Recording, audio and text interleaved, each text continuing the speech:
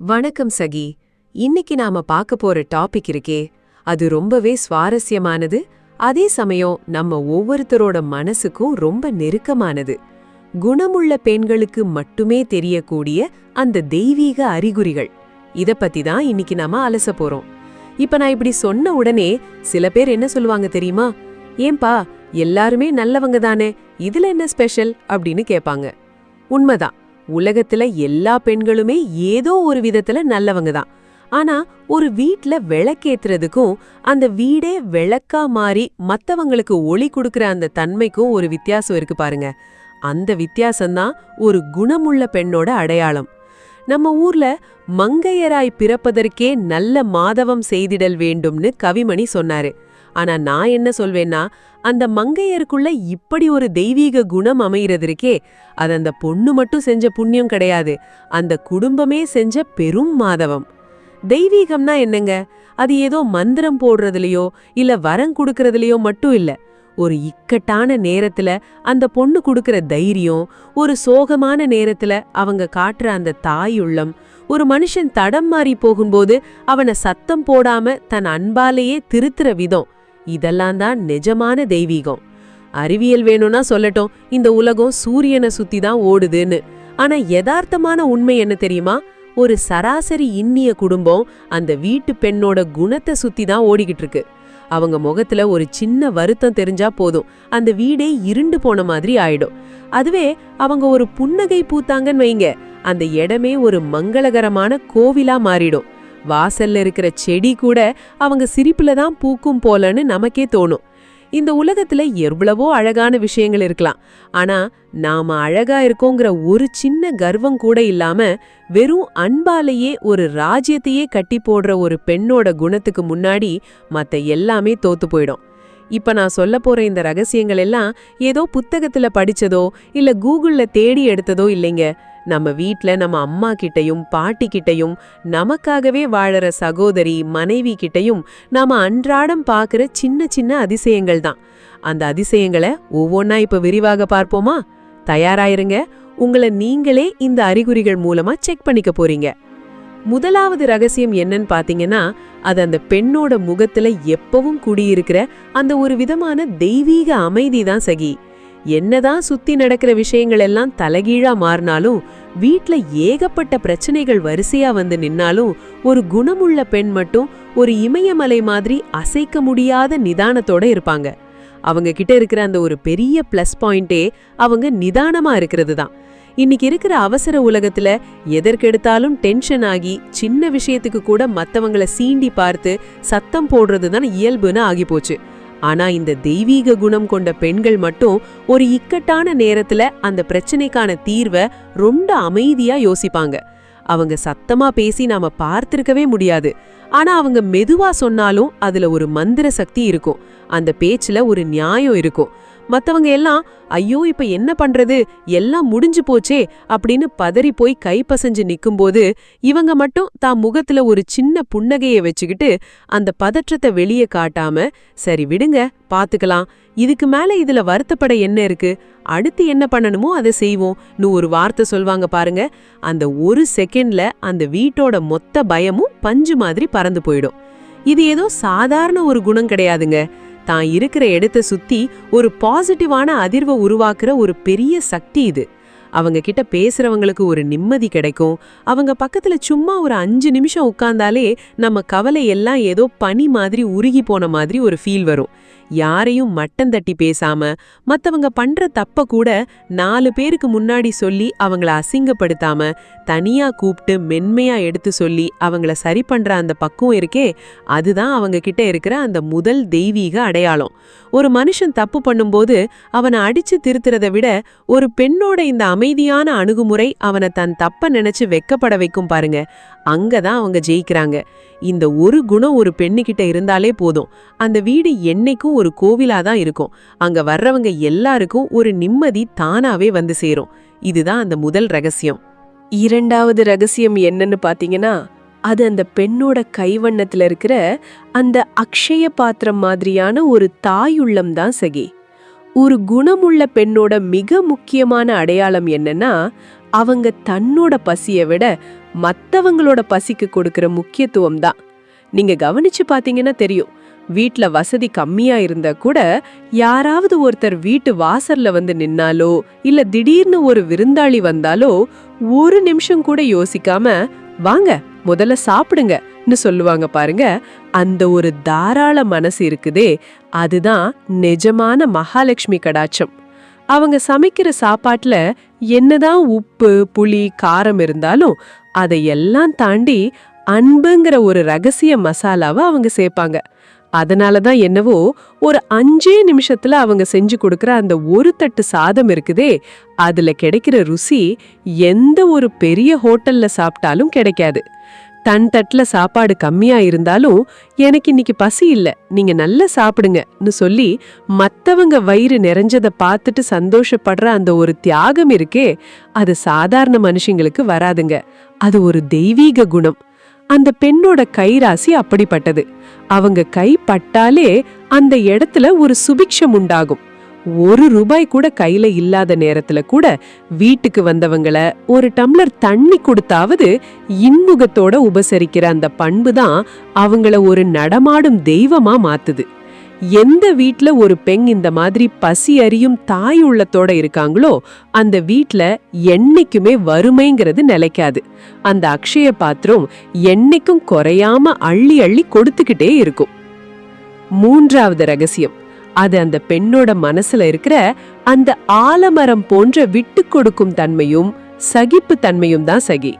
இன்னைக்கு இருக்கிற அவசர உலகத்துல ஏன் நான் விட்டு கொடுக்கணும், எனக்குன்னு ஒரு ஈகோ இல்லையா அப்படின்னு கேக்குறது தான் நாகரீகம்னு ஆகி போச்சு. ஆனா ஒரு குணமுள்ள பெண் என்ன பண்ணுவாங்க தெரியுமா, அந்த இடத்துல ஒரு விரிசல் வந்து குடும்பம் சிதறிடக்கூடாதுன்னு நினைச்சு போயிட்டு போகுது, என் குடும்பம் தான் எனக்கு முக்கியம்னு சொல்லி தன்னை தாழ்த்திப்பாங்க.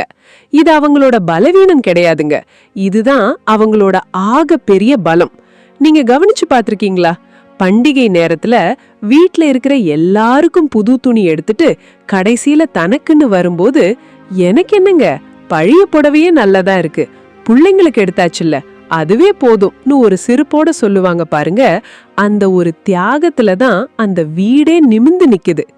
தன் ஆசைகளை ஒரு சின்ன புன்னகையால ஓரம் தள்ளி வச்சுட்டு மத்தவங்க சந்தோஷத்துல தன் சந்தோஷத்தை தேடுற அந்த ஒரு மனப்பக்குவம் இருக்கே, அது ஒரு தெய்வ பிறவிக்கு தான் வரும். வீட்ல ஒரு பிரச்சனைன்னு வரும்போது மத்தவங்க எல்லாம் கைய விரிச்சிட்டு நிக்கும் போது இவங்க மட்டும் ஒரு இரும்பு தூண் மாதிரி நின்னு எல்லா கஷ்டத்தையும் தான் ஒரு ஆளா தாங்கிக்கிட்டு மத்தவங்க மேல ஒரு துளி வெயில் கூட படாம பாத்துப்பாங்க. நான் கஷ்டப்பட்டாலும் பரவாயில்ல, என் கணவர் நிம்மதியா இருக்கணும், என் பிள்ளைங்க நல்லா வரணும்னு அவங்க நினைக்கிற அந்த ஒரு உயரிய எண்ணம் தான் அந்த வீட்டுக்கு ஒரு பாதுகாப்பு கவசமா இருக்கு. இப்படிப்பட்ட விட்டு கொடுக்கும் மனசு இருக்கிற பெண் இருக்கிற வீட்ல சண்டை சச்சரவுக்கு இடமே இருக்காது. அங்க அன்பும் நிம்மதியும் எப்பவும் குடியிருக்கும். 4வது ரகசியம் என்னன்னு பாத்தீங்கன்னா, அது அந்த பெண்ணோட மனசுக்குள்ள இருக்கிற அந்த ஒரு தீர்க்க தரிசனம் அல்லது எதையும் முன்னாடியே கணிக்கிற அந்த நுணுக்கமான அறிவு தான் சகி. இத பொதுவா நாம உள்ளுணர்வுன்னு சொல்லுவோம். நீங்க கவனிச்சு பாத்தீங்கன்னா தெரியும், வீட்ல ஒரு விஷயம் நடக்கிறதுக்கு முன்னாடியே இவங்க கணிக்கிற விதம் ரொம்ப ஆச்சரியமா இருக்கும். நாம வெளியில இருந்து வீட்டுக்குள்ள நுழையும் போதே நம்ம முகத்தை பார்த்தே கண்டுபிடிச்சிருவாங்க. என்னங்க இன்னைக்கு ஆபீஸ்ல ஏதோ பிரச்சனையா, இல்லனா தம்பி முகம் ஒரு மாதிரி இருக்கே, மனசுல ஏதோ ஓடிக்கிட்டு இருக்கான்னு கேட்பாங்க. நாம வாயை திறந்து ஒரு வார்த்தை கூட சொல்லியிருக்க மாட்டோம், ஆனா அவங்க நம்ம கண்ணை பார்த்தே நம்ம மனசுல இருக்கிற பாரத்தை கண்டுபிடிச்சிருவாங்க. அதே மாதிரி ஒரு முக்கியமான முடிவை நாம எடுக்கும்போது அவங்க மெதுவா வந்து என்னவோ தெரியலங்க, இது எனக்கு சரியா தோணல, கொஞ்சம் யோசிச்சு பண்ணுங்கன்னு ஒரு வார்த்தை போடுவாங்க பாருங்க. நாம சில சமயம் அதை அலட்சியப்படுத்துவோம், ஆனா அப்புறமா யோசிச்சு பார்த்தா அவங்க சொன்னதுதான் கடைசியில சரியா இருக்கும்.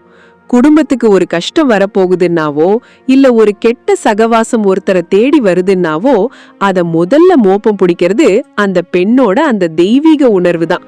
அது மட்டும் இல்லாம வீட்ல 1000 ஓட்டைகள் இருக்கலாம், ஏகப்பட்ட பிரச்சனைகள் இருக்கலாம், ஆனா அதையெல்லாம் 4 பேருக்கு முன்னாடி வெளிச்சம் போட்டு காட்டாம தன் கௌரவத்தாலையும் சாமர்த்தியத்தாலையும் மூடி வைக்கிற அந்த ஒரு குணம் இருக்கே, அதுதாங்க ஒரு குடும்பத்தோட மானத்தை காக்குது. அவங்க கிட்ட இருக்கிற அந்த ரகசியம் காக்கும் பண்பும் மத்தவங்களோட உணர்வுகளை புரிஞ்சுக்கிட்டு அதுக்கேத்த மாதிரி நடந்துக்கிற அந்த லாடவமும் தான் அவங்கள அந்த வீட்டோட ஒரு கண்ணுக்கு தெரியாத வழிகாட்டியா மாத்துது. எந்த பெண்ணுகிட்ட இந்த மாதிரி ஒரு தெளிவான பார்வையும் அடுத்தவங்க மனச படிக்கிற அந்த ஆற்றலும் இருக்கோ அந்த பெண் இருக்கிற குடும்பம் எப்போதும் தடமாறி போகாது. இதுதான் அந்த 4வது ரகசியம். இப்போ 5வது ரகசியம் என்னன்னு பார்க்கலாம். அது அந்த பெண்ணோட முகத்துல எப்பவும் மின்னிக்கிட்டு இருக்கிற அந்த ஒரு லக்ஷ்மி கடாட்சம் என்கிற அந்த தெய்வீக தேஜஸ் தான் சகி. இது ஏதோ விலையுயர்ந்த மேக்கப் போடுறதுனாலயோ இல்ல அழகான ட்ரெஸ் போடுறதுனாலயோ வர்றது கிடையாது. இது அவங்க மனசுக்குள்ள வச்சிருக்கிற அந்த தூய்மையான எண்ணங்களோட வெளிப்பாடு. நீங்க கவனிச்சு பாத்திருக்கீங்களா? சில பெண்கள் சாதாரணமான ஒரு காட்டன் புடவை கட்டிட்டு நெத்தியில ஒரு குங்குமத்தை வச்சுக்கிட்டு வாசல்ல வந்து நிப்பாங்க பாருங்க. அந்த இடமே அப்படியே பிரகாசமா மாறும். அவங்க கண்ல ஒரு தெளிவும் சிரிப்புல ஒரு கள்ளம் இல்லாத அன்பும் இருக்கும். இவங்க முகத்தை பார்த்தாலே இன்னைக்கு நாள் நல்லா இருக்கும்னு நம்மள நினைக்க வைப்பாங்க பாருங்க. அதுதான் அந்த தெய்வீக ஈர்ப்பு. அவங்க பேசுற வார்த்தையில எப்பவும் ஒரு மங்களம் இருக்கும். இல்ல, முடியாது, வராதுங்கிற எதிர்மறை வார்த்தைகளை தவிர்த்துட்டு எதுவா இருந்தாலும் ஆண்டவன் இருக்கான், எல்லாம் நல்லபடியா நடக்கும்னு அந்த நேர்மறை ஆற்றலை விதைப்பாங்க. அவங்க அந்த வீட்டை பராமரிக்கிற விதம், காலையில சீக்கிரம் எழுந்து வாசல் தெளிச்சு கோலம் போட்டு ஒரு சின்ன விளக்கேத்தி அந்த வீட்டை ஒரு கோயில் மாதிரி சுத்தமா வச்சுப்பாங்க பாருங்க. அந்த ஒரு ஒழுக்கம் தான் அந்த வீட்டுக்கு அதிர்ஷ்டத்தை கொண்டு வருது. யாரையும் பத்தி புறம் பேசாம அடுத்தவங்க வளர்ச்சியை பார்த்து பொறாமப்படாம நாம நல்லா இருக்கணும், நம்ம ஊரே நல்லா இருக்கணும்னு நினைக்கிற அந்த பெரிய மனசு அவங்க முகத்துல ஒரு தனி அழக கொடுக்கும். ஒரு கஷ்டம்னு வரும்போது இழிஞ்சு போய் உட்காராம தன் குடும்பத்துக்காக மனசுக்குள்ளேயே ஒரு பிரார்த்தனையோட உறுதியா நிப்பாங்க பாருங்க. அந்த ஒரு பக்தி கலந்த தைரியம் தான் அவங்கள ஒரு நடமாடும் தெய்வமா நம்ம கண்ணுக்கு காட்டுது. இப்படிப்பட்ட லக்ஷ்மி கடாட்சம் பொருந்திய பெண் இருக்கிற வீட்ல நிம்மதிங்கிறது என்னைக்கும் நிரந்தரமா குடியிருக்கும். இப்போ கடைசியா இந்த போனஸ் ரகசியத்தை பத்தி பார்க்கலாம். அது வேற ஒண்ணும் இல்ல, அந்த பெண்ணோட சிக்கனமும் சேமிப்பும் தான் சகி. இது ஏதோ காசு சேர்த்து வைக்கிற விஷயம் மட்டும் இல்லைங்க, இது ஒரு பெரிய சாமர்த்தியம்.